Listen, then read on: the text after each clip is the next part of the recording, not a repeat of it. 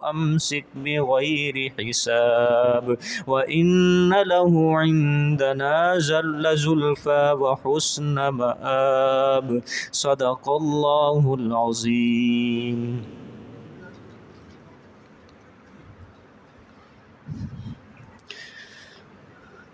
گزشتہ سبق میں اللہ پاک نے پہلی دلیل نقلی بیان فرمائی حضرت داؤد علیہ السلام سے۔ اللہ پاک نے فرمایا داؤد علیہ السلام کو دیکھو کتنے عظیم الشان پیغمبر تھے، جلیل القدر پیغمبر تھے، نبوت بھی دی، بادشاہت بھی دی، قوت والے تھے، ہماری طرف رجوع کرنے والے تھے، پہاڑوں کو ہم نے مسخر کیا، ان کے ساتھ صبح و شام تسبیح کرتے تھے، فیصلہ کرنے کا بڑا ملکہ دیا، لیکن پھر بھی ان سے لغزش ہو گئی، ہم نے آزمایا ان کو، آزمائش میں لغزش ہوئی ان سے، لیکن داؤد نے ہمارے سامنے استغفار کیا اور سجدے میں گر پڑے، ہماری طرف رجوع کیا، ہم نے ان کو بخش دیا۔ اللہ نے فرمایا جو اتنی عاجزیاں کر رہا ہے، آزمائش کے اندر لغزش کھا جاتا ہے، ہمارے سامنے گڑ گڑا رہا ہے، رو رہا ہے، استغفار کر رہا ہے، ہمارے سامنے کس طرح زوری زور اپنی بات کو منوا سکتا ہے؟ کس طرح وہ جبری طور پہ ہمارے سامنے سفارش کو منوا سکتا ہے؟ بالکل نہیں۔ سمجھ آئی ہے؟ یہ کل کا خلاصہ میں دوبارہ دہرا دیتا ہوں۔ حضرت داؤد علیہ السلام جو تھے عبادت خانے میں عبادت کر رہے تھے، دو فرشتے دیوار پھلانگ کر عبادت خانے میں اندر آئے اور حضرت داؤد علیہ السلام گھبرا گئے، ڈر گئے۔ اب انہوں نے کیا کہا کہ آپ ڈریں نہ، بلکہ ہم میں سے ایک دوسرے پر زیادتی کی ہے، جھگڑنے والے ہیں، مقدمہ لے کر آئے ہیں، اس وجہ سے فاحکم بیننا بالحق، آپ ہمارے درمیان کیا کر دیں؟ فیصلہ کر دیں، اور آپ بات کو دور نہ ڈالیں، یعنی کل کے اوپر فیصلے کو نہ رکھیں اور ہمیں سیدھے راستے پر لگا دیں۔ فیصلہ کیا رکھا؟ اب ایک بندے نے، اس نے کہا یہ جو ہے میرا بھائی ہے، اس کے پاس 99 دمبیاں ہیں اور میرے پاس ایک ہے، اور یہ 99 والا جو میرا بھائی ہے یہ کہتا ہے یہ ایک دمبی بھی مجھے دے دو، یہ کیا کر دو؟ ایک دمبی بھی مجھے دے دو، اور یہ بڑا چرب زبان ہے، یہ بات کرنے میں مجھ سے غالب آ جاتا ہے۔ حضرت نے فیصلہ کیا لقد ظالمک بسؤال نعجتک الی نعاجہ، اس نے اس سوال کے ذریعے تجھ پر کیا کی ہے؟ زیادتی کی ہے، یعنی اس کو چاہیے تھا، اس کے پاس تو 99 پہلے ہی ہیں، وسعت ہے، ٹھیک ہے، تنگی تو نہیں ہے، کھلا اس کے پاس رزق ہے، 99 اس کو چاہیے تھا تجھے دے، لیکن تیرے پاس ایک ہے، وہ بھی اس کے پیچھے بھی پڑا ہوا ہے، خود مانگ رہا ہے، ٹھیک ہے۔ حضرت نے فرمایا کہ بہت سے شریک ایسے ہوتے ہیں کہ وہ ایک دوسرے کے اوپر زیادتی کرتے ہیں، مگر جو ہوتے ہیں نا ایمان والے اور جو نیک عمل کرتے ہیں وہ ایک دوسرے کے اوپر زیادتی نہیں کرتے، وہ عدل و انصاف کو قائم کرتے ہیں۔ اور حضرت نے فرمایا وَقَلِيلٌ مَّا هُمْ، وہ لوگ بہت تھوڑے ہیں۔ سمجھ آ گئی؟ وہ لوگ کیا ہیں؟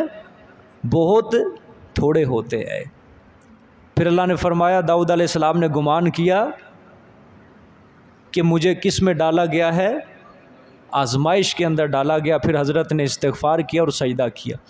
پہلی تفسیر جو تھی وہ کچھ مفسرین نے بیان کی ہے، اسرائیلی روایت کا سہارا لیا ہے کہ حضرت داؤد علیہ السلام کی 99 بیویاں تھیں اور وہ کسی دوسرے کی بیوی کے اوپر فریفتہ ہو گئے، اس کو حسن و جمال دیکھ کر، تو حضرت داؤد علیہ السلام نے اس عورت سے نکاح کر لیا اور اس کے شوہر کو مروا دیا۔ یہ اسرائیلی روایت ہے۔ اور جب حضرت نے فیصلہ کیا، اللہ پاک نے امتحان لیا، حضرت نے فیصلہ کیا، جب فیصلہ کیا تو حضرت نے سوچا یہ قصہ اور یہ فیصلہ سارا میرے اوپر منطبق ہو رہا ہے کہ میرے پاس تو 99 بیویاں پہلے ہی ہیں، میں نے کسی دوسرے کی بیوی سے جو نکاح کیا یہ میں نے اس کے ساتھ کیا کر دیا؟ ظلم کر دیا ہے، ٹھیک ہے۔ یہ جو تفسیر کی گئی ہے اس آیت کی، یہ کیا ہے؟ من گھڑت ہے، جھوٹی ہے، سورۃ صاد کی اس آیت کے ساتھ اس کا کوئی تعلق نہیں ہے۔ اصل تفسیر کیا تھی کہ حضرت نے مدعی کی بات کو سنا اور مدعا علیہ کی بات کو نہیں سنا، یعنی دونوں فریقوں کی بات کو نہیں سنا، ایک فریق کی بات کو سن کر حضرت نے فیصلہ کر دیا۔ تو اس وجہ سے اللہ تعالیٰ نے فرمایا کہ یہ بہت بڑی لغزش ہوگی داؤد سے، اس وجہ سے انہوں نے اس کے اوپر کیا کیا، استغفار کیا اور رکوع میں سجدے میں گر پڑے اور اللہ کی طرف رجوع کیا۔ اللہ نے فرمایا ہم نے اس کی غلطی کو کیا کر دیا، معاف کر دیا۔ یہ میں نے دوبارہ اس وجہ سے کہی ہے کیونکہ قرآن پاک میں یہ اور کہیں بھی مقام نہیں ہے، یہ سمجھ آئی ہے، کسی اور جگہ پہ یہ مقام نہیں ہے قرآن پاک کے اندر۔ یہ بار بار میں کہتا ہوں یہ سن لو اور اس کو یاد رکھو تاکہ دوبارہ کبھی زندگی کے اندر یہ بھولے نہ، ٹھیک ہے۔ اللہ اکبر۔ اب آگے سے جہاں سے آج کا سبق شروع ہو رہا ہے وہاں دیکھیں جی، وما خلقنا السماء والارض وما بينهما باطلا ذلك ظن الذين كفروا فويل للذين كفروا من النار۔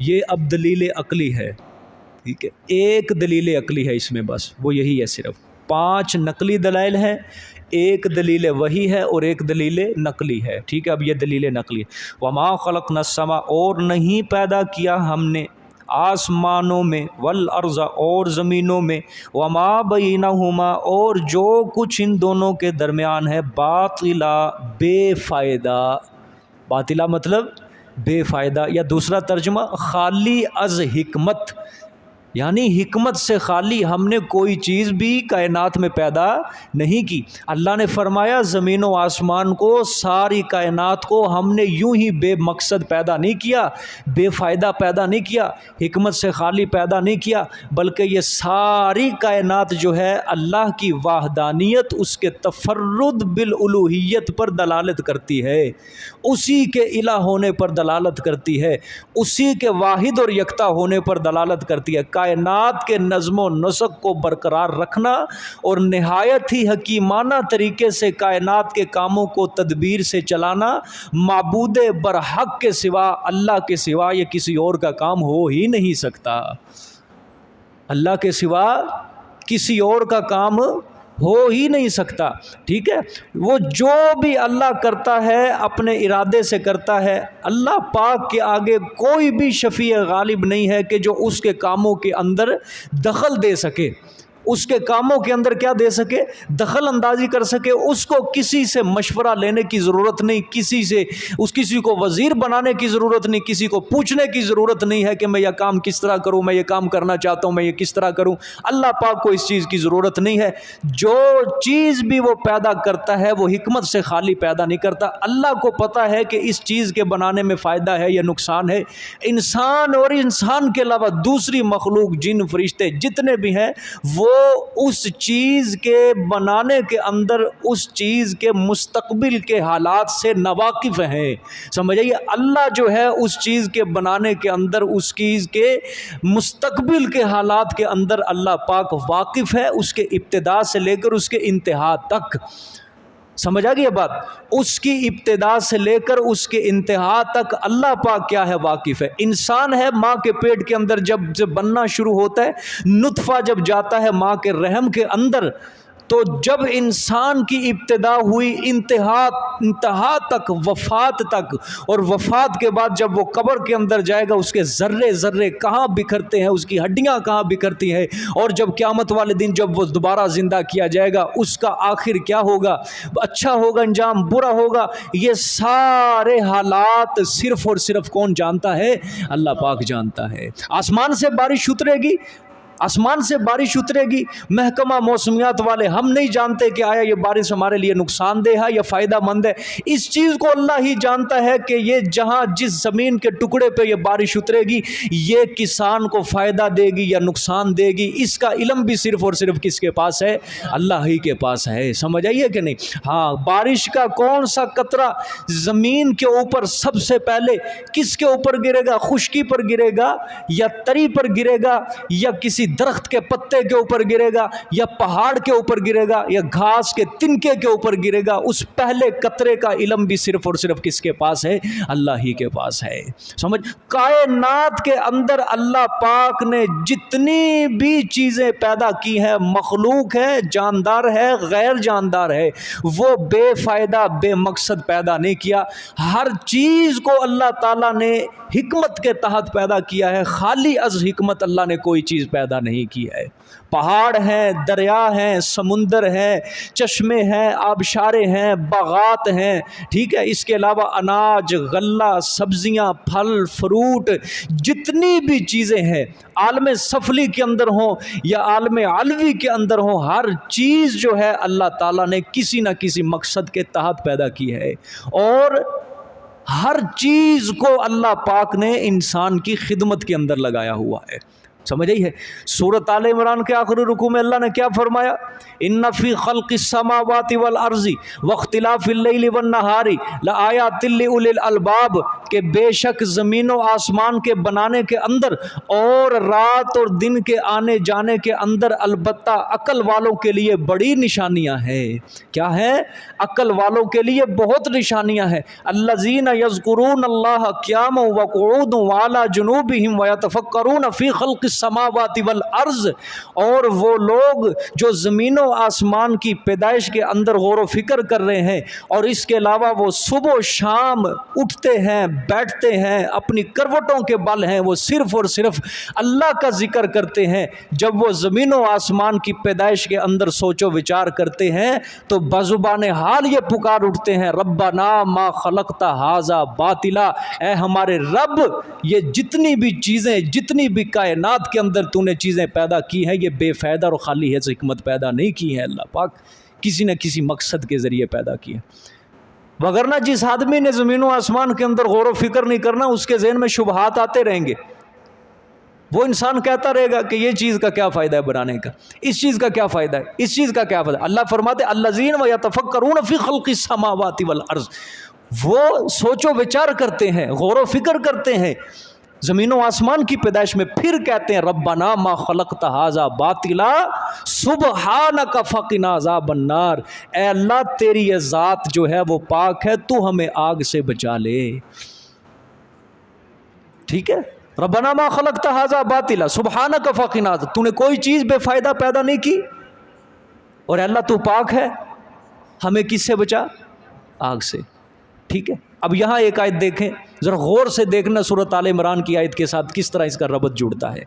دیکھنا، بظاہر اس کا ربط سورۃ آل عمران ہے نا، اس کا میں نے سہارا اس لیے لیا کیونکہ یہاں پہ عجیب سی اللہ نے بات کہی ہے۔ اب دیکھیں آگے، اللہ نے فرمایا زمین و آسمان کے اندر جو بھی چیز ہم نے پیدا کی اور جو کچھ ان دونوں کے درمیان ہے، بے فائدہ ہم نے پیدا نہیں کیا۔ اب دیکھیں، ذالک ظن الذین کفروا، ہاں، یہ خالی از حکمت پیدا کرنا، یہ گمان ہے ان لوگوں کا، الذین کفر، جنہوں نے کیا کیا؟ کفر کیا، شرک کیا، جنہوں نے کفر کیا، شرک کیا، ان لوگوں کا گمان ہے کہ یہ تو کیا ہے، بے مقصد ہی پیدا کیا اللہ پاک نے۔ ٹھیک ہے، اب سمجھو بات، پیچھے اللہ کہہ رہے ہیں کہ جو بھی ہم نے چیز پیدا کی ہے بے فائدہ پیدا نہیں کی، ٹھیک ہے، اور کافر کیا کہتے ہیں؟ بے فائدہ، خالی از حکمت۔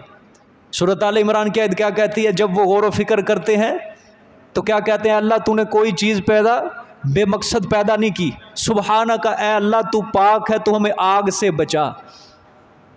کیا مطلب؟ ایک انسان پیدا ہوا، ٹھیک ہے، انسان جب پیدا ہوا اس نے کائنات کے اندر، اب وہ دائرہ اسلام کے اندر نہیں ہے، اس کو نہیں پتا کہ مالک کون ہے، لیکن جب اس نے غور و فکر شروع کیا، زمین، آسمان، ستارے، سورج، چاند، دریا، ندی، نالے، سمندر، پہاڑ، درخت، اس کے اندر جب غور و فکر کیا، عقل سے اس نے سوچا، اس نے جب دیکھا کہ یہ ہر چیز ایک نظام کے تحت چل رہی ہے، ایک حکم کے تحت چل رہی ہے، ہر چیز اپنی پٹری کے اوپر چل رہی ہے، کوئی چیز اپنی پٹری سے ہل نہیں رہی، رات کا وقت جو متعین ہے رات آ رہی ہے، دن کا وقت جو متعین ہے دن ہے، سورج کا وقت جو متعین ہے سورج طلوع ہو رہا ہے غروب، چاند کا وقت جو متعین، ستاروں کا وقت جو متعین ہے، ستارے اپنا کام کر، کوئی چیز اپنی پٹری سے ہلی ہوئی نہیں۔ اس نے جب غور و فکر کیا اس کو پتا چلا کہ ہر چیز جو ہے اس کا نظام چلانے والی کوئی نہ کوئی ذات تو ہے، کوئی نہ کوئی ذات تو ہے۔ پھر اس نے کہا ربنا ما خلقت ھذا باطلا، یا اللہ پاک میں اس غور و فکر کرنے سے پہلے تیری پہچان نہیں رکھتا تھا، اے ہمارے رب تو نے کوئی چیز بے مقصد پیدا نہیں کی، اے ہمارے رب سبحانک، تیری ذات شریکوں سے پاک ہے، تیری ذات نقص سے پاک ہے، تیری ذات عیب سے پاک ہے، اے اللہ اس کے غور و فکر کرنے سے پہلے میں انجان تھا، میں جاہل تھا، لیکن غور و فکر کر کے میں تیری توحید کے اوپر ایمان لاتا ہوں، یا اللہ اس توحید کی برکت سے فقنا عذاب النار، تو مجھے آگ کے عذاب سے کیا کر لے، بچا لے۔ لیکن کافر کیا کہتے ہیں، ذالک ظن الذین کفروا، کافر کہتے ہیں نہیں بے مقصد اور خالی ہے حکمت پیدا کی ہے ہر چیز۔ سمجھ آ گیا بات؟ جو اللہ کی توحید کے اوپر ایمان رکھتا ہے وہ کیا کہے گا کہ ہر چیز کو اللہ نے کسی نہ کسی مقصد کے تحت پیدا کیا ہے۔ داؤد علیہ السلام نے زمین سے کیڑا اٹھا کے ہاتھ سے اللہ سے سوال کیا کہ اس کو پیدا کرنے کا کیا فائدہ ہے؟ اللہ نے کیڑے کو خود زبان دی، اللہ نے کہا میں نہیں بتاؤں گا اسے، کیڑا خود بولا، کیڑے نے کہا میں روزانہ اللہ کا 2000 مرتبہ ذکر کرتا ہوں، میں روزانہ اللہ کا 2000 مرتبہ ذکر کرتا ہوں۔ جب کیڑے کی زبان سے حضرت نے یہ بات سنی تو فوراً سجدے میں گر گئے اور اللہ کی تسبیح بیان کرنے لگ گئے اور کہا کہ یا اللہ واقعتاً تو نے کوئی چیز بے فائدہ پیدا نہیں کی۔ یہ جتنا بھی نظام کائنات کا اندر چل رہا ہے یہ کون چلا رہا ہے؟ اللہ چلا رہا ہے، وہ ہستی ہے، وہ ہر چیز سے، ان اللہ بما تعملون بصیر، ان اللہ بما تعملون خبیر، جو کچھ بھی تم کر رہے ہو اللہ خبردار، جو کچھ بھی تم کر رہے ہو اللہ دیکھنے والے ہیں۔ سمجھ آ گئی بات؟ اللہ اکبر۔ امام ابو حنیفہ رحمۃ اللہ علیہ دہریے سے مناظرہ ہوا، کسی دہریے سے مناظرہ ہوا، اللہ اکبر۔ دہریہ خدا کی ذات کا جو قائل ہی نہیں ہوتا، وہ کہتے ہیں کہ یہ زمین و آسمان کا نظام خود ہی چل رہا ہے۔ امام صاحب جب اس کے سامنے بیٹھے، دہریہ نے پوچھا کہاں سے آئے ہو، اتنی لیٹ کیوں آئے ہو؟ امام صاحب نے کہا لیٹ اس وجہ ہو گیا کہ کشتی کا سفر کرنا تھا، تو اس طرح ہوا نا کہ کشتی مجھے ملی نہیں، تو کشتی کے دریا کے کنارے ایک درخت تھا، وہ درخت خود ہی اکھڑا اور اس کی خود ہی لکڑیاں ٹوٹی، لکڑیاں بننی شروع ہوئیں، اس کو آرے سے کاٹا گیا، خود ہی کٹ گئیں، خود ہی کشتی بن گئی اور خود ہی وہ دریا کے اندر ہوئی اور میں اس کے اندر بیٹھ کے آ گیا۔ اس دہریے نے کہا یہ کس طرح ہو سکتا ہے کہ خود ہی کشتی بن گئی، خود ہی اس کی لکڑیاں کٹ گئیں، خود ہی سارا کام ہو گیا اور خود ہی تو یہاں پہ تک چل کے آ گیا؟ امام صاحب نے کہا جب یہ کشتی خود نہیں بن سکتی، خود لکڑیاں نہیں کٹ سکتی، یہ محتاج ہیں کسی انسان کے ہاتھ کی، یہ اتنی بڑی کائنات کا نظام جو ہے یہ بھی تو کوئی نہ کوئی ہستی چلانے والی ہے، یہ کون سا خود بخود چل رہا ہے یہ سارا نظام؟ کہ جب ایک کشتی خود بخود نہیں بن سکتی، اتنی بڑی کائنات کا نظام جو چل رہا ہے یہ خود بخود کیا چل رہا ہے؟ اس کو چلانے والی بھی کوئی نہ کوئی ذات ضرور ہے۔ سمجھ آئی یہ بات؟ دیکھیں جی آگے، فَوَيْلٌ لِّلَّذِينَ كَفَرُوا مِنَ النَّارِ، اللہ نے فرمایا جو پھر نہیں نہ اس چیز کے اوپر ایمان لاتا ہماری اس تخلیق کے اوپر تو پھر کیا ہے؟ پس ہلاکت ہے واسطے ان لوگوں کے لیے جنہوں نے کفر کیا، من النار، کس چیز کا؟ ہلاکت کس چیز کی ہے؟ آگ کی، یعنی آگ سے ہم اس کو کیا کریں گے؟ ہلاک کریں گے، ان کے اوپر آگ کا عذاب بھیجیں گے، ہم جہنم کے اندر دوزخ کے اندر داخل کریں گے۔ سمجھ آ گئی ہے کہ نہیں؟ اللہ ہم سب کو محفوظ فرمائے۔ اب دیکھیں جی آگے، اب زجر ہے جی، یہ دھیان سے دیکھنی ہے بات۔ ام نجعل الذین آمنوا وعملوا الصالحات کالمفسدین فی الارض ام نجعل المتقین کالفجار۔ زجر، آیا کریں گے ہم الذین ان لوگوں کو آمنوا جو ایمان لائے، وعملوا الصالحات اور نیک عمل کیے، کالمفسدین فی الارض مثل فساد مچانے والوں کے زمین میں۔ غور سے دیکھو، پھر آیا ہم کریں گے ان لوگوں کو جو ایمان لائے اور نیک عمل کیے، کالمفسدین مثل ان لوگوں کے جو فساد مچانے والے ہیں زمین میں، جو شرک و بدعت زمین کے اندر پھیلانے والے، گناہ پھیلانے والے ہیں، اللہ کی نافرمانیاں پھیلانے والے، فساد کے اندر سب کچھ شامل ہے، ٹھیک ہے، جو بھی اللہ کی نافرمانی پھیلا رہے زمین میں وہ فساد فی الارض کے اندر شامل ہے۔ اللہ نے فرمایا کیا ہم ان دونوں کو برابر کر دیں گے؟ کبھی نہیں۔ یا دوسرا اللہ نے فرمایا بالفاظ دیگر، ام نجعل المتقین کالفجار، آیا کریں گے ہم متقین کو مثل کالفجار، فاجر لوگوں کے، یعنی بدکار لوگوں کی طرح، ان کے برابر، ان کے مثل بنا دیں گے؟ نہ، کبھی نہیں۔ زجر ہے زبردست، سمجھ آئیے؟ غور سے دیکھیں جی، اللہ نے فرمایا موحد اور مشرک کبھی برابر نہیں ہو سکتا، ٹھیک ہے، ایک سنت پہ عمل کرنے والا، ایک بدعت پہ عمل کرنے والا، یہ دونوں کبھی برابر نہیں ہو سکتے۔ نافرمان اور فرما بردار یہ دونوں کبھی برابر نہیں ہو سکتے، ٹھیک ہے، مسلمان کافر دونوں کبھی برابر نہیں ہو سکتے۔ جو ایمان لایا اور نیک عمل کیے، دونوں اللہ نے چیزیں بیان کی ہیں۔ ایک بات تو یہ سمجھو، اللہ نے دونوں چیزیں بیان کی، آمنو موحد بھی ہو اور ساتھ وعامل الصالحات عمل بھی کیا ہو؟ نیک ہو، یہ دو چیزیں ہیں، ٹھیک ہے۔ اللہ پاک نے یہ بڑی دقیق ایک جملہ یہاں پہ، بڑا گہرا جملہ، اللہ نے وعامل الصالحات کا اضافہ کیا ہے، صرف آمنو نہیں کہا اللہ پاک نے، کیونکہ جو زمین کے اندر گناہ پھیلا رہے ہیں شرک کے علاوہ، بدعت کے علاوہ، وہ بھی ایک قسم کا فساد فی الارض ہے۔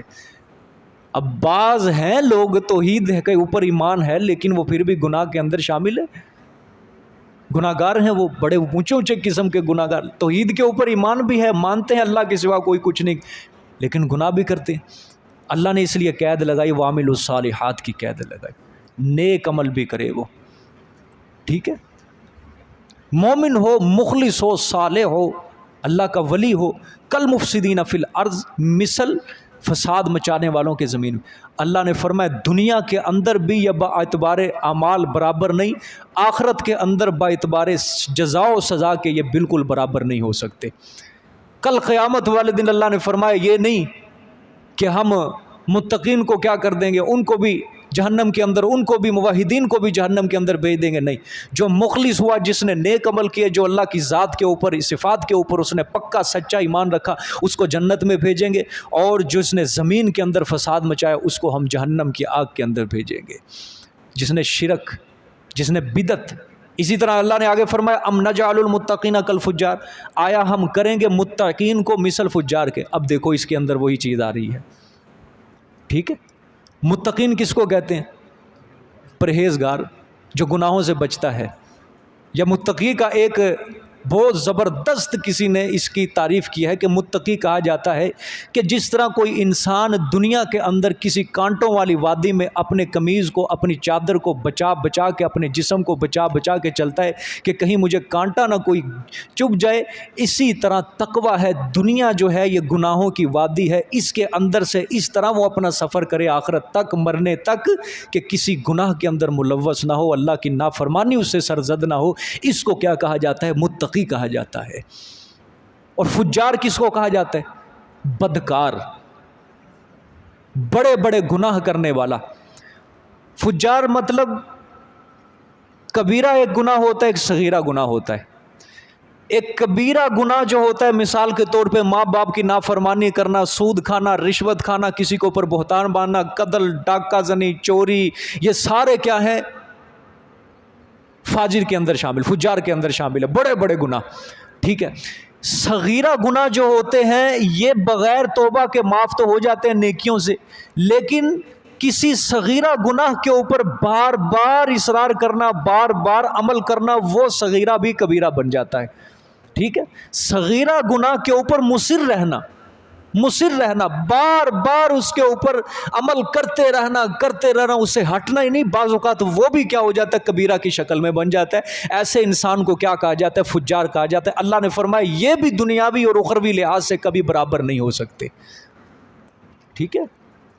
اللہ تعالیٰ نے کل مفسدین فی الارض، بھائی اس کے اندر غور کرنا ہے۔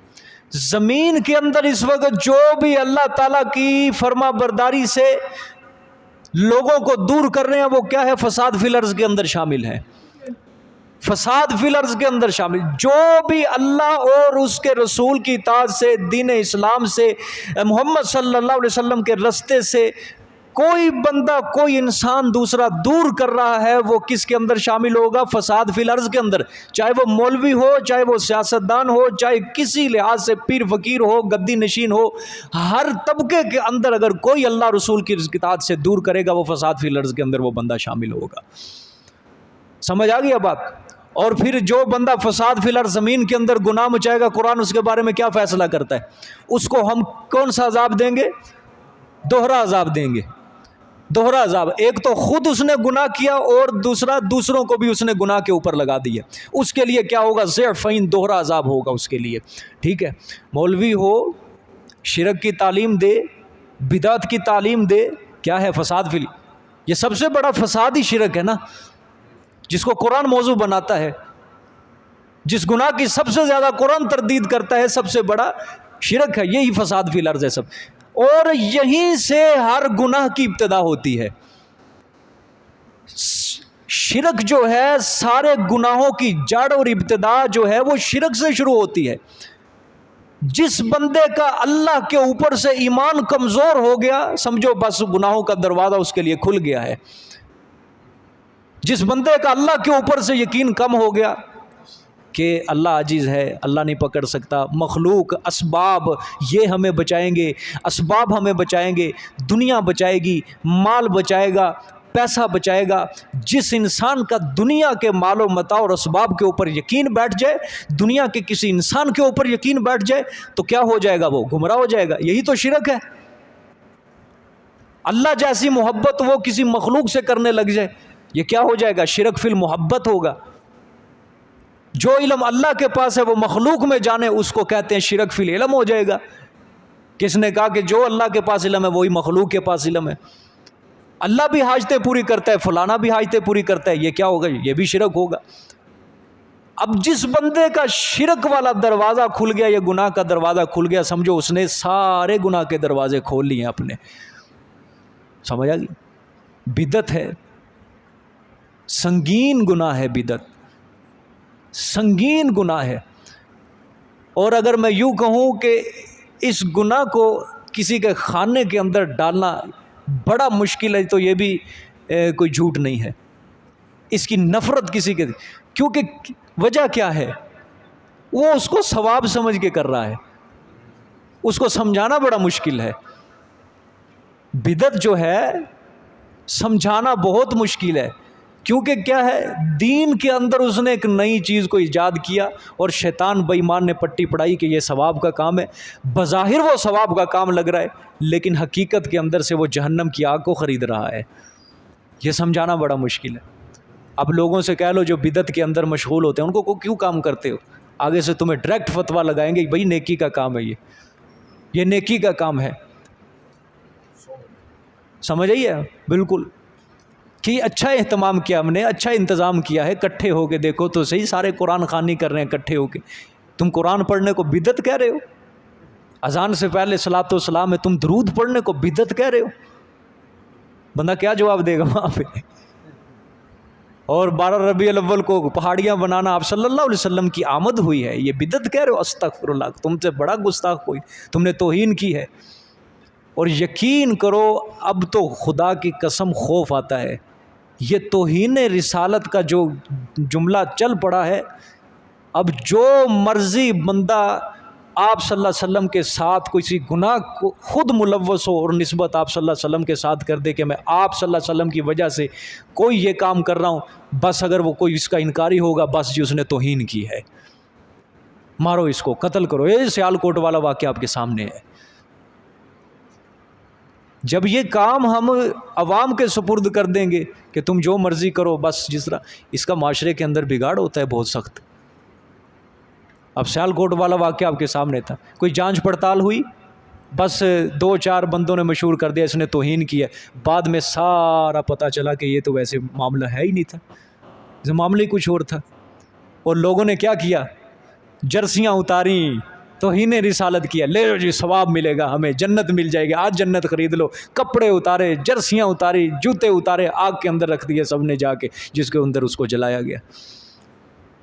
اب جب یہ عوام کے ہاتھ پہ یہ کام سپرد کر دیا جائے گا پھر یہی حال ہوگا، یہ کسی کو حق نہیں ہے۔ توہین رسالت یہ بہت سنگین سا معاملہ ہوتا ہے، اس کو تو عدالت کے اندر پیش کرو، ٹھیک ہے، جو ہوں گواہان شواہد ان کو پہنچنا چاہیے وہاں پہ، اور وہ سارا بیان کریں گے کہ واقعتاً بابا اس نے توہین کیا، پھر عدالت کا کام ہے اس کے اوپر اس جرم کی سزا مرتب کرے۔ قصاص والا معاملہ ہے۔ اب قصاص والا معاملہ کیا ہے اس کے اندر کہ خود نہیں قدم اٹھانا۔ اگر کسی نے ہمارا کوئی بندہ قتل کر دیا، اب یہ نہیں کہ تم خود نہیں، حکومت کے پاس جاؤ، اس سے اپنا انصاف طلب کرو۔ ہاں وہ نہیں کرتے انصاف، ان کا وبال اس کے اوپر، لیکن عوام کو حق نہیں ہے کہ وہ بدلے میں قصاصاً طلب اس کو مار دے۔ اگر عوام کے اندر یہ چیز رائج شروع ہو گئی نا، بس پھر ہر جگہ دنگا فساد شروع ہو جائے گا۔ یہ ایک حکمت کے تحت یہ چیزیں ہوتی ہے۔ محلے میں کسی نے چوری کی، اب عوام کا حق نہیں ہے کہ وہ ہاتھ پکڑ کے کاٹو۔ اگر یہی چیز چل پڑی تو بس جدھر کسی نے تھوڑی سی بھی کوئی چیز اٹھا لی، کسی نے اپنی جھاڑ پھونک، کسی نے اندر کا ساڑ نکالنے کے لیے کسی کو پھنسانا، اس نے میری چیز اٹھائی ہے، چلو اس کا ہاتھ کاٹو، چل بھی ہاتھ کاٹ۔ گویا اسلامی حدود جو ہے اس کا پھر مذاق اڑایا جانے لگے گا۔ یہ حکومت کا کام ہے، حدود و قصاص کو نافذ کرنا حکومت کا کام ہے، عوام کا کام نہیں ہے۔ عوام کا کام ہے کہ جو حکومت حدود و قصاص کو نافذ نہیں کر رہی، عوام کا کام ہے کہ احتجاج کرے، حکومت کے آگے مطالبہ رکھے کہ بابا معاشرہ بگڑ رہا ہے، لہٰذا اللہ کے قانون کو نافذ کرو۔ اگر وہ نہیں کرتے تو اس کا وبال ان کے اوپر پڑے گا، عوام کے اوپر اس کا وبال نہیں پڑے گا۔ سمجھ آ گیا بات؟ بدعت آپ سمجھا لو کسی کو، کوئی بھی نہیں سمجھے گا۔ کیوں؟ بدعت ہمیشہ نیکی کا روپ دھار کے آتی ہے، یہ بات یاد رکھنا، ہمیشہ نیکی کا روپ دھار کے آتی ہے، اور یہ بدعت بڑھتی جاتی ہے، یہ ختم ہو جاتی ہے، لیکن یہ اگر چل پڑے، رواج پکڑ لے تو یہ بڑھتی جاتی ہے یہ چیز۔ سمجھ آئی کہ نہیں بات؟ اب دیکھ لو 12 ربیع الاول یہ آپ کے سامنے گزرا ہے، ہر بندے نے ہر خرافات کی ہے، اور اس کو منسوب کس کے ساتھ کیا ہے؟ پیغمبر صلی اللہ علیہ وآلہ وسلم کے ساتھ۔ ڈھول بجائے گئے، استغفر اللہ، پیچھے لبیک یا رسول اللہ، اور آگے ڈھول بج رہے ہیں۔ اسی طرح ہوا ہے نا، ڈھول بج رہے ہیں، گانے لگ رہے ہیں، قوالیاں بج رہی ہیں، یہ ہنسنے والی بات نہیں ہے، خدا کی قسم ہنسنے کی بات نہیں ہے یہ۔ بھئی ڈھول بج رہا ہے، میوزک، گانے، قوالیاں، اور پیچھے لبیک یا رسول اللہ کے نعرے لگ رہے ہیں۔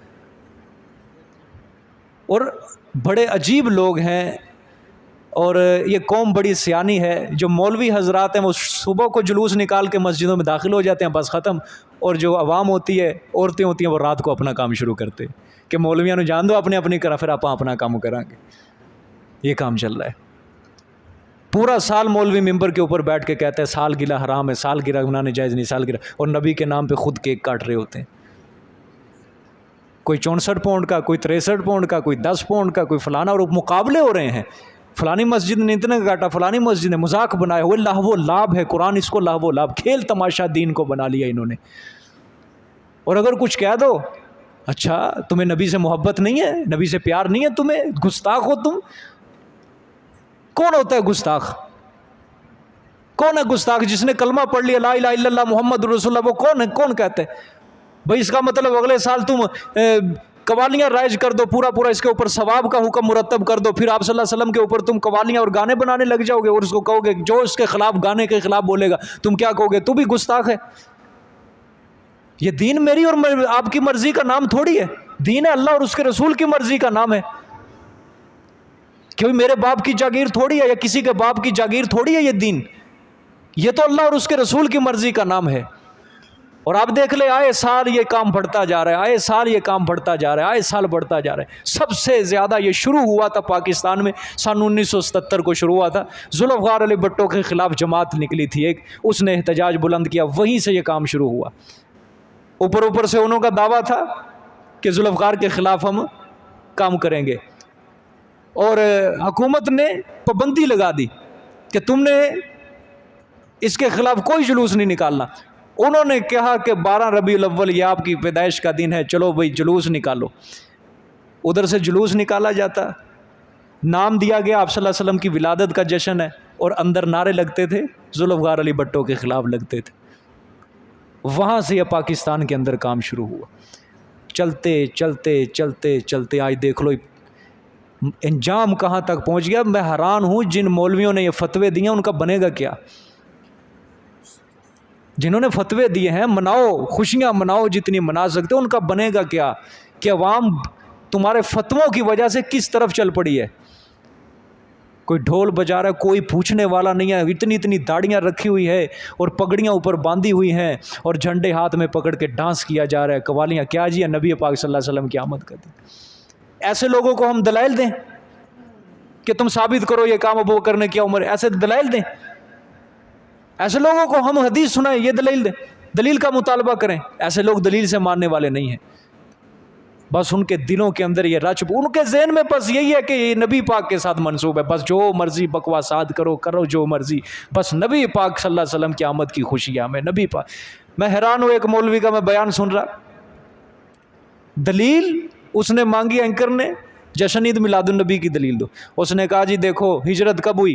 12 ربیع الاول کو ہوئی. آپ صلی اللہ علیہ وسلم گئے ربیع الاول میں، مدینہ گئے، آگے مدینہ والوں نے جھنڈے پکڑ کے ہاتھ میں یا محمد یا رسول اللہ کے نعرے لگائے کہ نہیں؟ چل بھی جشن میلاد النبی صاحب. کوئی دلیل نہیں، کوئی کچھ نہیں، عوام کو ورگلایا جا رہا ہے. کسی نے سوال کر دیا کہ بھئی جب آپ صلی اللہ علیہ وسلم پیدا ہوئے تھے تو مکے میں تو کچھ نہیں ہوا. اچھا جب آپ صلی اللہ علیہ وسلم پیدا ہوئے تو مسلمان ہے کون تھا؟ عبد المطلب اور آمنہ کے سوا ہے کون تھا مسلمان؟ باقی سارے کافر تھے. تم جھنڈے نہیں لگاتے، تم کافر ہو سارے کے ساتھ. چل،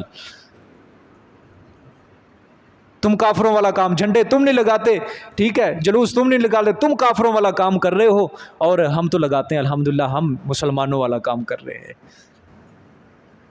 اور آگے پوچھنے سبحان اللہ سبحان اللہ. مولوی صاحب نے بڑی دلیل دی.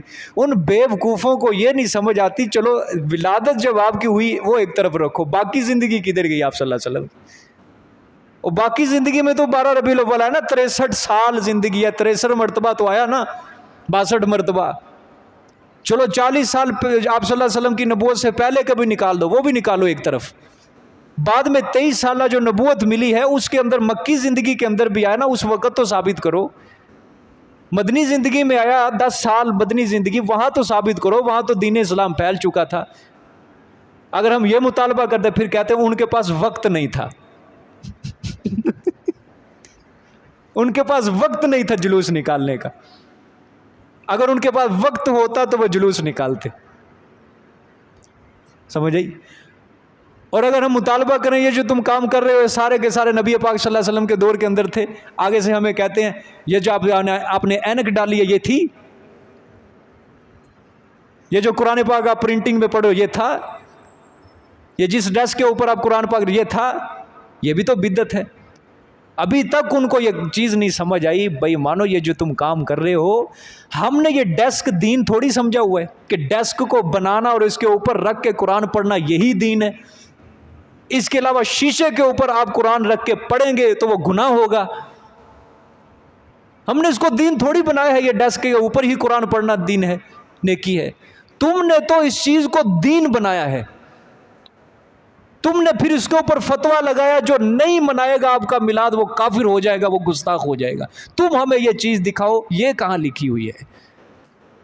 اور تم نے جو یہ خرافات رائج کی ہیں، آیا یہ آپ کی تعلیم کے مطابق ہیں یا آپ صلی اللہ علیہ وسلم کی تعلیم کے تمہارے اس فتوے کی وجہ سے مائیں بہنیں بے پردہ ہو چکی ہیں. تمہارے اس فتوے کی وجہ سے میوزک عام ہو چکا ہے. اور کس کے نام پہ یہ بجایا جا رہا ہے؟ آپ صلی اللہ علیہ وسلم کے نام پہ بجایا جا رہا ہے. خرافات رائج ہو چکی ہیں، عام ہو چکی ہیں. اور دلیل جاہل سے جاہل، آگے سارے جاہل ہیں. وہ بس سبحان اللہ، ان کو کوئی سمجھ نہیں آ رہی کیا ہو رہا ہے کیا نہیں ہو رہا. بس مولوی صاحب نے ایک بات کہہ دی غصے کے اندر اور سبحان اللہ جی سبحان اللہ. کوئی دلیل نہیں ہے، کچھ بھی نہیں ہے ان کے پاس. سمجھ آئیے کہ نہیں؟ خدا را قرآن سے جڑو.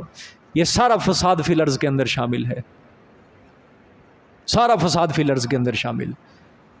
یہ مت سمجھنا کہ روئے زمین کے اوپر جتنے بھی علماء ہیں سب اچھے ہیں، سب اچھے ہیں.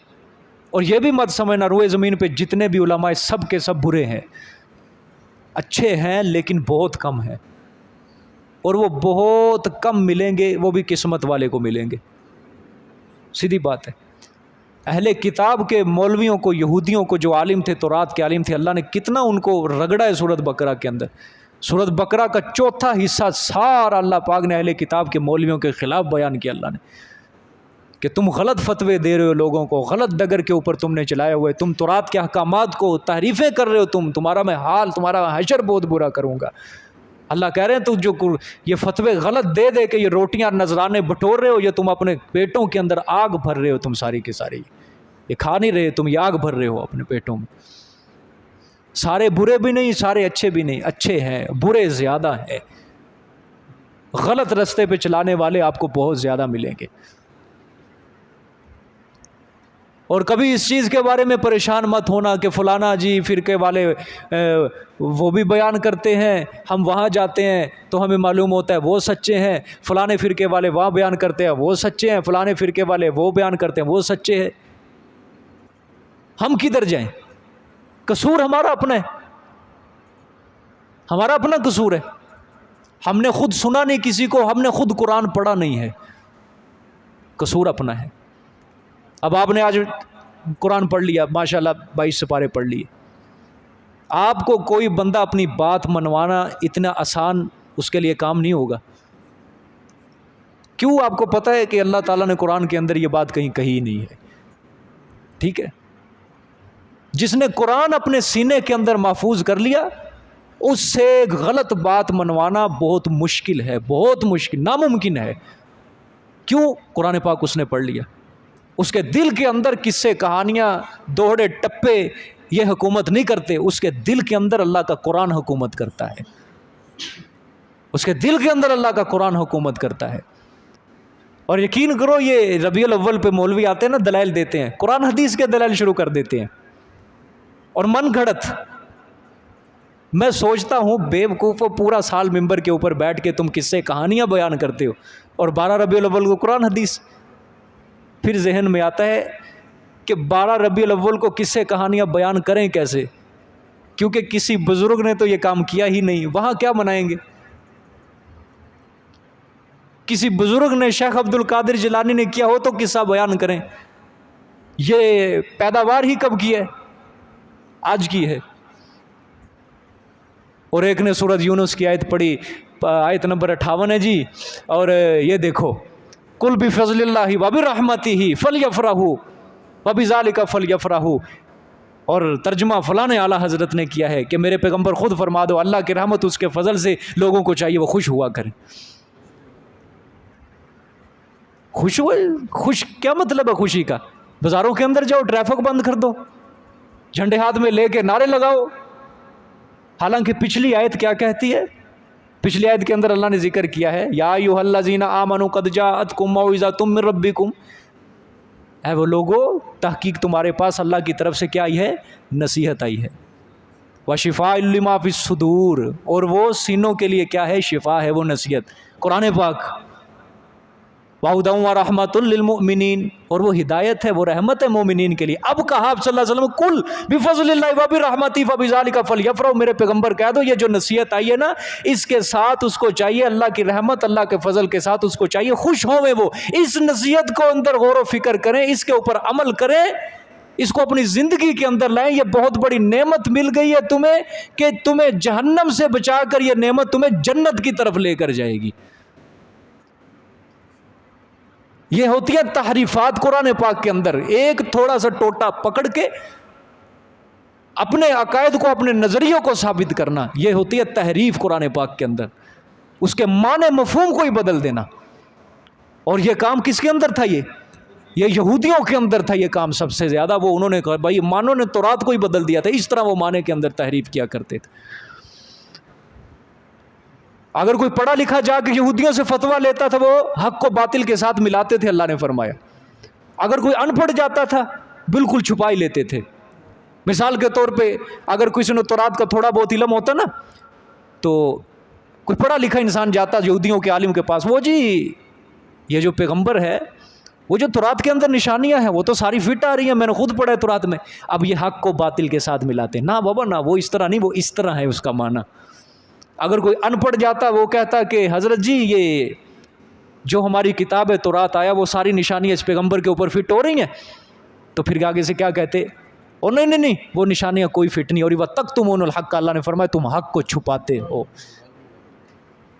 کیا کہتے تھے؟ نہ وہ اس پیغمبر کے اوپر بالکل فٹ ہی نہیں ہو رہی، بس چھپا دیتے تھے. وہی کام آج رائج ہے سارا. علماء سو ہر دور کے اندر رہے، اور یہی علماء جو ہوتے ہیں یہی ظالم حکومت کے حقوں بکتے ہیں، اور یہی پھر غلط فتوے، یہی پھر سود کو حلال کرنے کے فتوے دیتے ہیں، یہی شرک کو حلال کرنے کے فتوے، یہی رشوت کو حلال کرنے کے فتوے یہی دے رہے ہوتے ہیں بیٹھ کے. ایسے لوگوں کو دین اسلام کی حقانیت، دین اسلام کی ترویج اور اشاعت سے کوئی غرض نہیں ہے. ایسے لوگوں کو، ایسے علماء سو کو صرف اپنے پیٹ سے غرض ہوتا ہے بس. سمجھ آئی ہے؟ یہ ساری چیزیں کیا ہیں؟ فساد فی الارض کے اندر شامل ہیں. اب دیکھیں آگے، ام نجعل المتقین کالفجار، آیا بنا لیں گے ہم متقین کو مثل فجار کے؟ بالکل نہیں. کتاب انزلناہ الیک مبارک لیدبروا آیاتہ ولیتذکر اولو الالباب. ہاں اللہ نے فرمایا، اب یہ ہے دلیل وحی، یہ کتاب ہم نے اتارا اس کو الیک طرف آپ کے، مبارکن. ہاں کیا ہے یہ کتاب؟ ہاں مبارک ہے، بڑی برکت والی چیز ہے. کیوں اتارا؟ اب دیکھو آگے، مردے بخشوانے کے لیے، کچہریوں پہ جھوٹے قرآن اپنے سر پہ اٹھانے کے لیے، ہیں دکانوں پہ پڑھنے کے لیے، گھر کا افتتاح کرنے کے لیے. مردے کو مرے ہوئے سال ہو گئے، 2 سال ہو گئے، چلو بھی قرآن خوانی پڑھو، ٹھیک ہے. اللہ نے فرمایا لیدبروا، کیا کریں؟ وہ بولو، غور و فکر کریں، نصیحت حاصل کریں، غور و فکر کریں. آیاتی ہی اس کی، جب غور و فکر کرو گے اس کی آیات پر، پھر یہ کتاب برکت والی ہوگی تمہارے لیے، ٹھیک. وگرنہ ایک 2 لائنیں پڑھی اور صفحہ آگے، پھر 2 لائنیں پڑھی صفحہ آگے، پھر دیکھا مالک ادھر نہیں کھڑا، 2 لائنیں پڑھی صفحہ آگے، 10 منٹ گزرے، 15 منٹ، او جی ہم نے 1 سپارہ پڑھ دیا ہے، الحمد برکت ہوئی ماشاءاللہ. 1 سپارہ پورا قرآن. آج ہمارے والد صاحب بڑے خوش ہوں گے، ان کو پورے قرآن کا ثواب پہنچے گا. کوئی ثواب نہیں ہے، کوئی ثواب نہیں ہے. ایک سیدھا سراسر قرآن کی توہین کر کے تم کہتے مردہ بخشا جائے گا. خود پڑھو، خود پڑھو گھر میں بیٹھ کے. زیادہ ہی تمہیں ثواب کا چاہیے، لوگوں کو کیوں بلا کے کہتے ہو آؤ بھی قرآن خوانی کرو؟ آپ صلی اللہ علیہ وسلم، حضرت حمزہ رضی اللہ تعالیٰ عنہ کی شہادت ہوئی، 8-7 سال تک آپ صلی اللہ علیہ وسلم اس کی شہادت کے بعد زندہ رہے تھے. آپ صلی اللہ علیہ وسلم نے تو کبھی زندگی کے اندر نام لیا ہو میرے چچا کے لیے قرآن خوانی کرو مسجد نبی کے اندر، حالانکہ ان سے بڑے اخلاص والے لوگ ہیں تھے کوئی. اور یہ ان کے نزدیک پتہ نہیں انہوں نے کیا بنا لیا قرآن پاک کو کہ بس قرآن کا ثواب پہنچ گیا، وہ بس کافر بھی ہوگا وہ بھی جہنم سے نکل کر جنت میں چلا جائے گا. ان کے نزدیک یہ ہے قرآن پاک کا بس.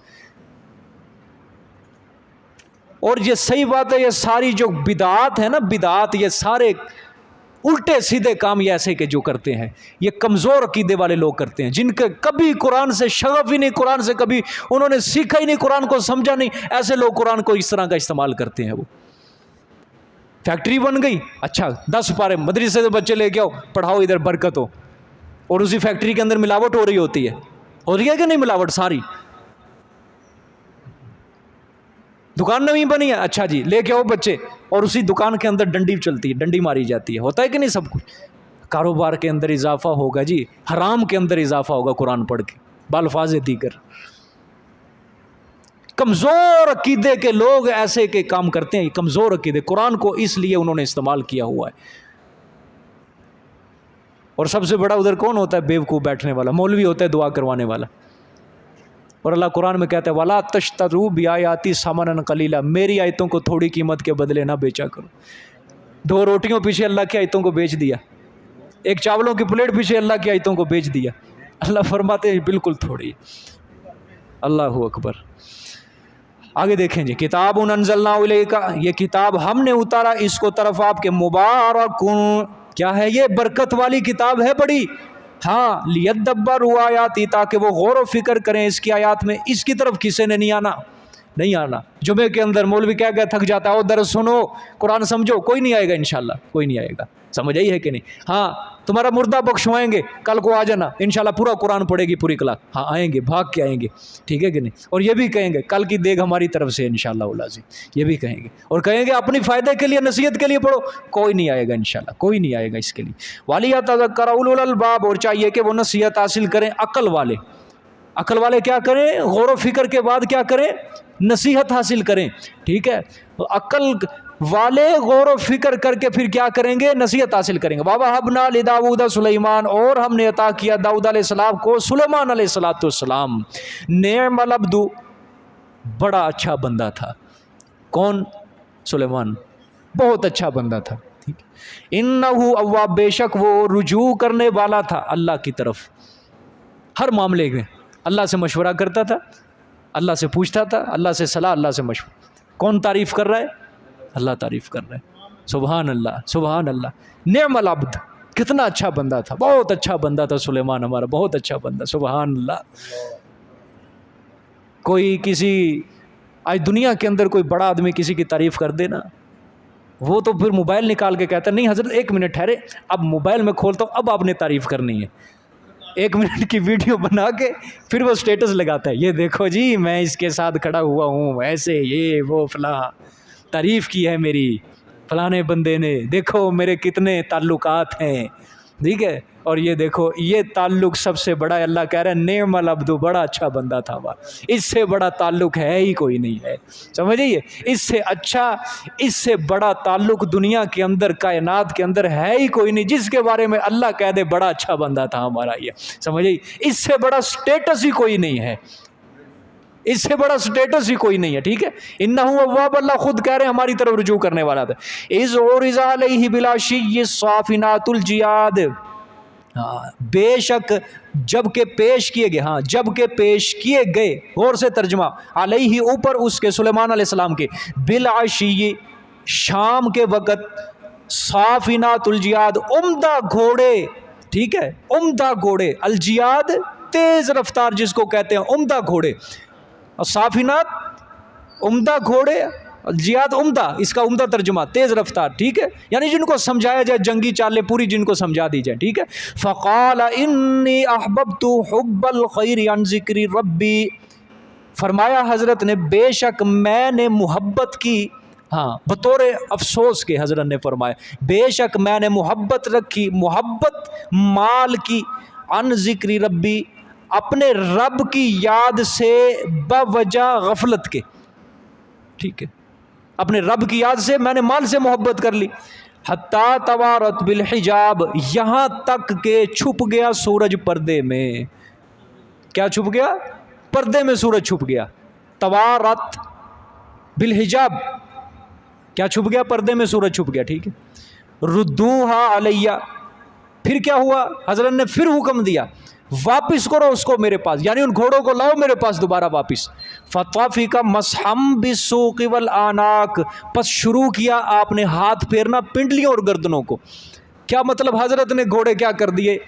ذبح کر دیے, کہ اس مال کی محبت نے مجھے اللہ کی محبت سے غافل کر دیا, اللہ کی یاد سے. حضرت نے فرمایا جو مال اللہ کی محبت میں اس طرح کر رہا ہے, حائل ہو رہا ہے, ایسے مال کی مجھے ضرورت. حضرت نے سارے گھوڑوں کو کیا کر دیا؟ ذبح کر دیا. ٹھیک ہے, یہ دوسری نقلی دلیل ہے. حضرت سلیمان علیہ السلام جو تھے بڑے پائے کے, بڑے عظیم المرتبت پیغمبر تھے. اللہ نے فرمایا ہم نے اس کے اوپر بھی امتحان کیا, اور اللہ نے شروع میں کہہ دیا بڑا اچھا بندہ تھا, بڑا رجوع کرنے والا, لیکن ہم نے اس کو بھی جذب آزمائش میں ڈالا, اس سے بھی لغزش ہوئی, اس سے بھی کیا ہوئی؟ لغزش ہوئی. لیکن اس نے بھی اللہ سے استغفار کی, توبہ کی, اور وہ خود اللہ کے سامنے عاجز روئے, گڑ گڑائے. تو پھر ہمارے سامنے وہ کس طرح زوری زور سفارشی ہو سکتے ہیں, کس طرح ہمارے سامنے شفیع غالب ہو سکتے ہیں. ٹھیک ہے, بات سمجھے جی. یہ واقعہ جو ہے اس کے اندر بھی مفسرین 2 قسم کی بات ذکر کرتے ہیں اس کے اندر. ٹھیک ہے, صرف جو اصل واقعہ میں صرف وہ ذکر کرنے لگا یہاں پہ, اور یہ ابن کثیر وغیرہ حضرت علی اور مرتضیٰ رضی اللہ تعالیٰ نے جو واقعہ اس کے اندر ذکر کیا ہے, یہ وہ انشاءاللہ میں ذکر کرنے لگا. ٹھیک ہے, انشاءاللہ باقی ہفتے والے دن. حضرت سلیمان علیہ السلام نے جانا تھا جہاد پہ, لشکر لے کر. حضرت نے کہا میرے سامنے لے کے آؤ ذرا گھوڑے عمدہ قسم کے. یہ جو آیا نا، دیکھیں اب آیت کے اندر دیکھتے جائیں. الصافنات الجیاد، الصافنات الجیاد، الصافنات یہ صافن کی جمع ہے. صافن کہتے ہیں وہ گھوڑا جو عمدہ، گھوڑے کو اللہ نے ایک صفت دی ہے، جنگ کے اندر استعمال ہوتا ہے. آپ کو پتہ ہے گھوڑا بہت کم بیٹھتا ہے، اسی طرح بیٹھتا ہے، یہ نہیں کہ بیٹھتا ہی نہیں، لیکن بہت کم بیٹھتا ہے. اللہ نے اس کے طبیعت کے اندر چستی رکھی ہے، سستی نہیں رکھی. اور یہ کھڑا کھڑا اپنی نیند پوری کرتا ہے.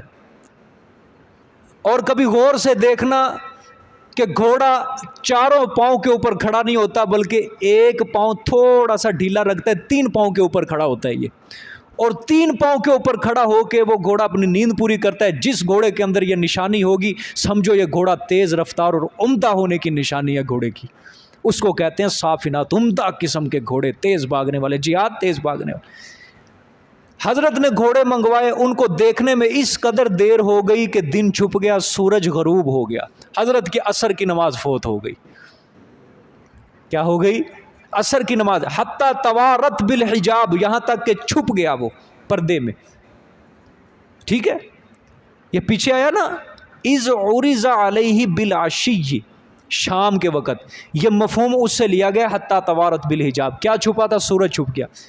حضرت دیکھنے کے اندر، اگرچہ یہ گھوڑے، یہ جو گھوڑے دیکھ رہے تھے وہ بھی جہاد عبادت کے لیے دیکھ رہے تھے، لیکن نماز فرض جو ہے وہ جہاد سے بھی کیا ہے؟ اعلیٰ رکن ہے. اور حضرت کے اوپر جو اللہ کی طرف سے نماز فرض تھی وہ کیا ہو گئی؟ فوت ہو گئی. حضرت کو اور کسی نوکر کے اندر بھی کوئی جرت نہیں تھی، کیونکہ اللہ نے جلال اور ہیبت اور دبدبہ بڑھا دیا کہ متوجہ کر دینا. حضرت کو جب تھوڑا سا خیال آیا کہ ہیں یہ کیا ہو گیا، سورج ڈوب گیا اور نماز میری رہ گئی، فوراً افسوس کے اندر حضرت نے فرمایا کہ میں اپنے رب کی یاد سے غافل ہو گیا، میری نماز رہ گئی. حضرت نے فرمایا لے کے آؤ ذرا ان گھوڑوں کو. حضرت نے پکڑی تلوار، ان سب گھوڑوں کو ذبح کر دیا. اللہ اکبر. کہا آج کے بعد کہ انی احببت حب الخیر عن ذکر ربی، کہ میں اس مال، یہ خیر ہے نا، خیر یہ مال ہے، اس کا مطلب مال ہے، کہ میں مال کی محبت کی وجہ سے میں اپنے رب کی یاد سے کیا ہو گیا؟ وہ غافل ہو گیا. اللہ اکبر. ایک ذرہ برابر ایک لمحے کے لیے وہ اللہ کی یاد سے غافل ہوئے، حضرت نے سارا مال ہی قربان کر دیا. اور یہاں پہ کیا کہا جاتا ہے؟ یہ آپ کے سامنے ہی ہے، ذرا زیادہ تفصیل کے اندر مجھے جانے کی ضرورت نہیں ہے. اللہ کے جو سب سے زیادہ مقربین ہوتے ہیں نا، جو اللہ کے قریبی بندے ہوتے ہیں، میں نے کہا نا یہ بات ہوتی ہے معرفت کی. جو اللہ کے قریب ہوتا ہے، بہت زیادہ اللہ کے بہت زیادہ نزدیک ہوتا ہے، جب تھوڑا سا اللہ کی یاد سے غافل ہوتا ہے، اللہ اس کو فوراً بتا دیتے ہیں، تنبیہ کرتے ہیں کہ تم اس سے دور ہو گیا. اس کو جب تنبیہ ہوتی ہے وہ فوراً اس چیز کو اللہ کی یاد کے لیے، اللہ کی محبت پہ قربان کر دیتا ہے. یا اللہ تیری یاد سے مجھے اس چیز نے غافل کیا، آج کے بعد میں اس چیز کو ہاتھ ہی نہیں لگاؤں، قربان کرتا ہوں، میں نکال دیتا ہوں اس کو اپنی زندگی سے میں. اور یہاں وہ جی مہمان آئے تھے، پیمنٹ لینی تھی، اس لیے ہم نے نماز آگے پیچھے کر دی ہے. تھوڑا سے پیسے لینے تھے، وہ بعد میں ملنے نہیں تھے، انہوں نے دبئی جانا تھا، پتہ نہیں پھر 2 سال بعد، اس لیے مجھے نماز چھوڑنی پڑی. دکان پہ پراپرٹی ڈیلر سے پوچھ لو، وہ جی پلاٹ چل جانا سی، ہاتھوں نکل جانا سی، بڑی مشکل نہ میرا ویکن لگا، اس وجہ تو اگے پیچھے کرتا ہوں. ہر کام، ہر چیز کے اندر یہ کام چلتا ہے. ہر سوسائٹی کے اندر نماز کو آگے پیچھے کر دیتے ہیں. اور یہ دیکھو سبق حاصل کرو سلیمان علیہ السلام. نماز چھوٹی، لغزش ہوئی، لیکن گھوڑے عمدہ قسم، اللہ نے یہ بھی کہا عمدہ قسم کے گھوڑے تھے، عمدہ مال تھا، کوئی ایسا ویسا مال نہیں تھا.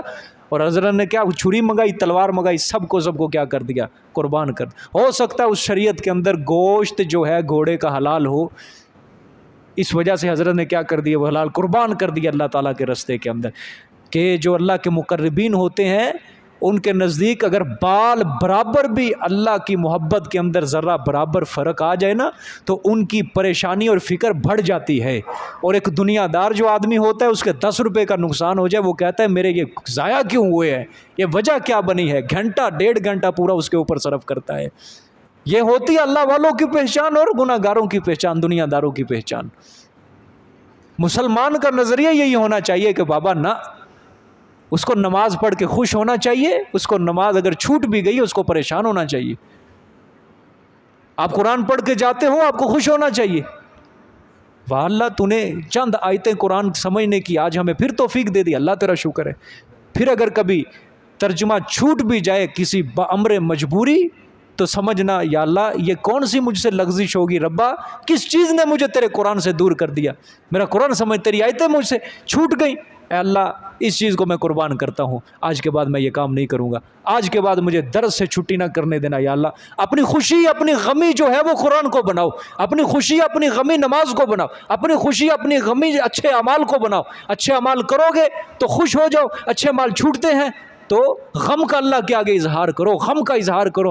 حضور صلی اللہ علیہ وسلم کی بھی حدیث ہے، جب تیری نیکی تجھے خوش کر دے اور تیری برائی تجھے غمگین کر دے، پریشان کر دے، فَأَنْتَ مُؤْمِنٌ، تو سمجھ لے تو سچا ایماندار ہے۔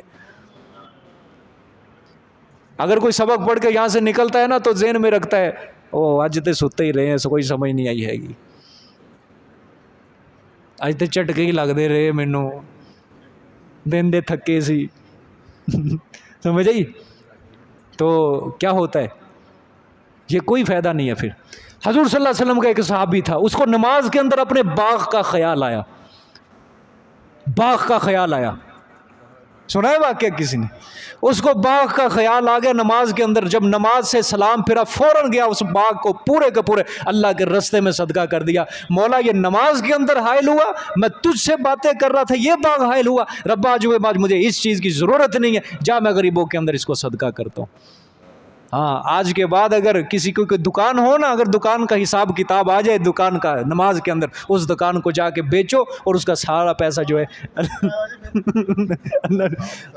سمجھ آئیے کہ نہیں؟ یہ انسان کا اپنا قصور ہے، اس کو گھر والی یاد آ جائے، سمجھے؟ اللہ فرمائے، ٹھیک ہے جی۔ ردوہا علیہ فطافی کا مذہب بالسوق والاعناق، حضرت نے فرمایا لے کے آؤ ان کو دوبارہ میرے پاس واپس، ٹھیک ہے؟ فطافی کا مذہب بالسوق والاعناق، پس حضرت نے کیا کیا، شروع کیا، ٹھیک ہے، ساتھ حضرت نے شروع کیا آپ نے ہاتھ پھیرنا پنڈلیوں اور گردنوں پر، یعنی یہ کنایا ہے کہ حضرت نے تلوار پکڑی اور ان سب کو کیا کر دیا، ذبح کر دیا۔ جزاک اللہ، اس کی مزید تفصیل انشاءاللہ ہفتے والے دن ہوگی۔ بھائی جمعے والے دن اہتمام کریں، جلدی پہنچا کریں۔